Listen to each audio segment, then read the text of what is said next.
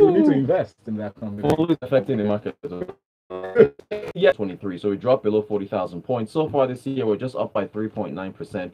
8 stocks gained in value, 35 lost the value. So only 8 stocks were appreciated yesterday. MRS Oil was our top gainer, up by 10%. The CcHub Hotel, who's been appreciated for the top two in the past 2 days, was in second place yesterday. So that stock's doing well. Diamond Bank was the top loser, down by 8.3%. We are at 366 now to the dollar. So the naira has been depreciating this past, it's very, very informative about valuations for startups, yeah, and how a number of companies in the tech space are overvalued. He uses a particular metric called the GMV, which is gross merchandise value. That's another name for revenue, which is what the companies, you multiply your sales, your number of units that you sell by the selling price. And so when it comes to evaluating these startups in the tech space, 1.5. Desayo, who comes from an investment banking background, when he's applying valuations to companies, his valuation, that's for GMV, is less than 1. But he accuses a number of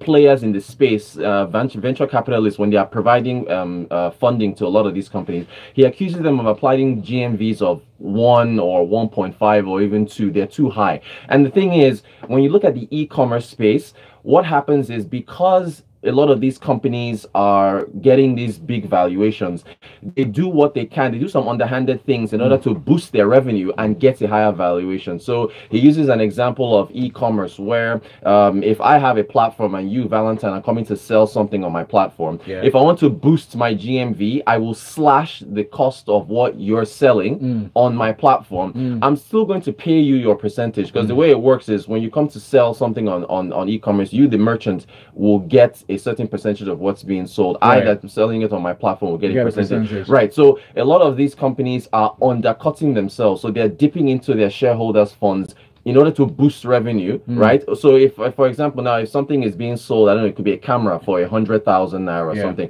Maybe I'll take off 20% of that 100K, so you get 80K, I get 20. But what the example he gave is that they'll probably slash the price to maybe 60K or 70K. You still get your 20%, right? Yeah. I'm now losing, but because I'm slashing the price and more people are buying, the valuation now gets increased because they're looking at only the top line. So that plows back to the profit. Exactly. And so it's something, it's very, very enlightening piece. So you guys should hop in there and look at it. It's such a strategy that's laden with risk. I mean, it is, low risk takers wouldn't go that route. Exactly. Like, so normally these companies are supposed to be evaluated on fundamentals. Are you cash flow positive? There's something called EBITDA, which is earnings before interest, tax, and amortization. Things like that. By cutting the price of what they're selling on their e-commerce platforms, they're actually losing, and so, but because they're only looking at just that top line revenue number,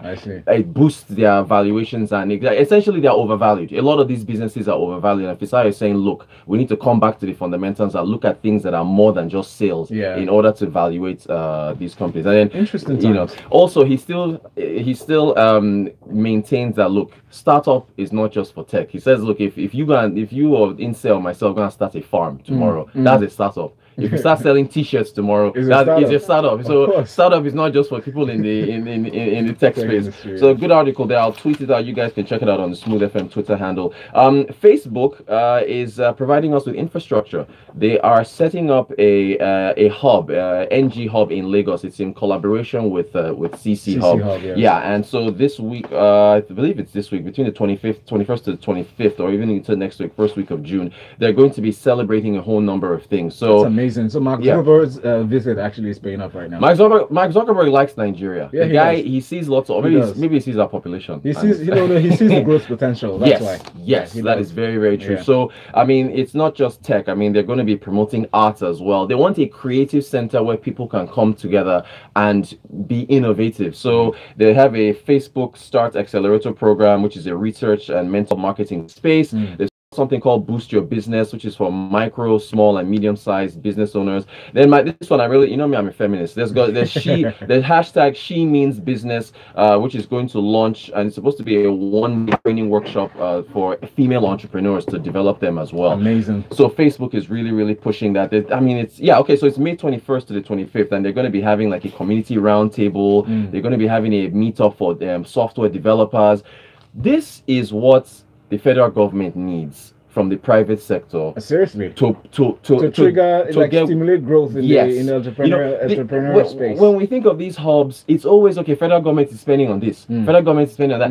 We need more Facebooks, Google's, not even forget the national companies, even on the local side, the big telcos or the big Dangote, and we need all these private companies to be investing in this kind of thing. This is, I mean, pick out a crop of youth who's actually very entrepreneurial and they have skills, some special set of skills, and encourage them, put in some money in that field, not just for recurrent expenditure. Exactly. You know, they need, and government can't do this by themselves. That is just the fact. For Nigeria to move forward, these kind of initiatives cannot be handled by the government. So private companies need to pitch in. They have to, but then the private companies too on their own, and look, governments, your taxes, lack of lights. You see, it's the circle, the whole thing. It should be incorporated as part of their CSR. You know, so that they can be encouraged to do these things. So big ups to Facebook for setting that up. They're going to be celebrating that all this week. Again, Google now. This is another headline from Google. Google Impact Challenge is called GIC. They're offering $2 million in grants for non-profits in Nigeria. So they're launching this. I think it's already been launched. What's going to happen is they are going to be focusing on non-profits that are trying to be innovative. So this is in the non-profit space. So this is for folks who are not looking to make money off of their initiatives as far as innovation is concerned. So basically about 4 non-profits are going to win about $250,000 each, while another 8 runner-ups will get $125,000. So they're spreading the money around. This was something that was announced by Google's country marketing manager Afiong Osuchukwu earlier this week. So here's a quote from her. She says, "This is the first time we're running a GIC in Africa. Many African nonprofits are doing great work with real impact, and we are keen to shine a light on them and give them a financial boost to innovate projects and ideas." It's almost the same thing as what we're talking about with Facebook, but this is non-profit. And that's smart. Talking about Google, Olajide Olatunbosun sent a message here on WhatsApp. He says, "I agree with you. These guys have interest in Nigeria. Even at the just concluded Google I/O, they used Lagos as a case study when they were talking about maps." Yes, excellent stuff. Thank you for that message, Olajide. Keep your messages coming into WhatsApp, 0809-444-091. And we're streaming on YouTube. It's youtube.com/Smooth91FM Lagos. I'm waving pages at the camera. All right, so in order to get the winners of this for the non-profit, for the funds for the non-profit, the country manager said that they'll be decided by a panel of judges and also a public voting as well.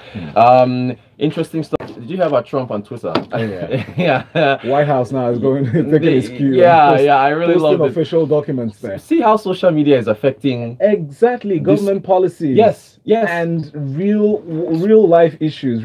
Judge said that Donald Trump cannot block his followers, because the Donald Trump Twitter handle is a public space, managed it's an by official. It's a government tool, and so if you block people from criticizing him, you are actually affecting their First Amendment rights or free speech.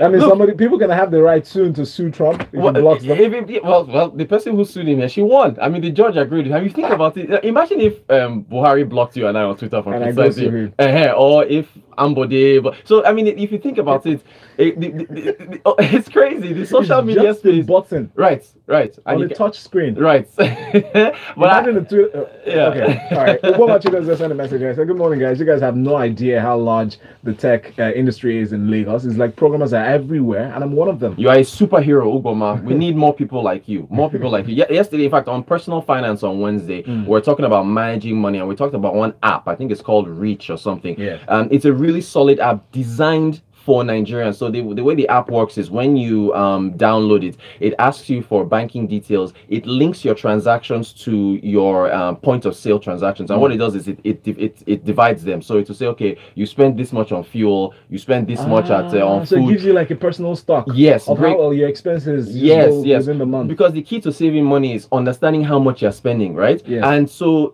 anyway, the point is that the person who developed it was a Nigerian. It was a Nigerian developer. So shout out to people like Ubomano. We need look, it's you guys that'll carry us into the future. So there should be an app for everything in Nigeria. I like every single. Everything. I mean, if you want to go buy our going this morning, there should be an app for that. All right, look, this is a funny story. I don't know if this story is confirmed because the newspapers are not carrying it. But I don't know if you guys said this, but they said the governor Kashim Shettima of Borno State, he said that NaijaBet should leave Borno. Fake news.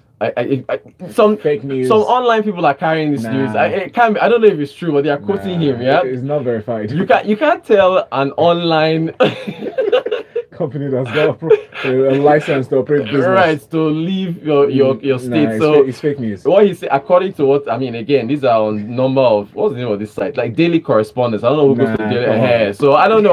But the thing was so funny. As I say, so the exact online betting, you can't tell an online thing to leave your state. It's online now. So you know, but according to the quote, he's saying that look, a lot of youths, the little money that they are making, they are throwing it into betting for sports, and it's not a good thing. So they should leave. But again, I think I sided with Valentine. It could be fake news. But if you go online, a number of news outlets are carrying. No major newspaper has carried it. But if it's true, that would be hilarious. If the governor of Borno State is telling an online betting space to to leave. Okay.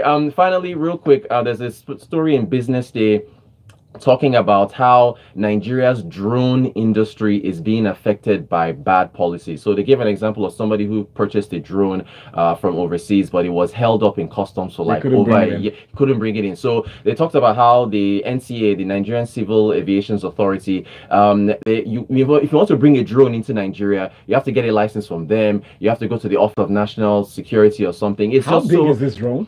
Well, you're talking about, I mean, it's military style. Well, that's the thing. Or just the regular one? Regular small size. So there's certifications. There has to be a certain small size. But if you think about what drones mean to us, the United Nations was saying as far as delivering medical supplies, as far as my own is to monitor elections. Yeah. So the fact that these policies, because it takes so long to get a drone into the country, it's hampering an industry that could be growing. So you think about drone manufacturers, you think about sales. We need to get better with policies in order to improve the drone industry. Amazing. Yes. I think that does it. Yeah, that does it actually. All right. A message in from Damilola came with me from Ipaja. It says you guys are doing so well. Thanks for the information. Thank you very much, guys. He said, please, you guys promised to talk about the iInvest app. Oh, Damilola. I'll say Damilola, follow Rotus. Yes. On Twitter is at Rot and Quote. Yes, I'll put the information on there. Okay, I'll do that. I'll thank you for your message. Thank you very much. Keep the interaction going on at Smooth91FM on Twitter. Yes. YouTube is youtube.com/Smooth91FM Lagos. You need to subscribe. Yes. So you do not miss the information at 7:30. Making funny faces and waving at the camera. Yeah. Freshly pressed. But coming up next, top of the hour, is Muyiwa Falabi with Frankly Speaking.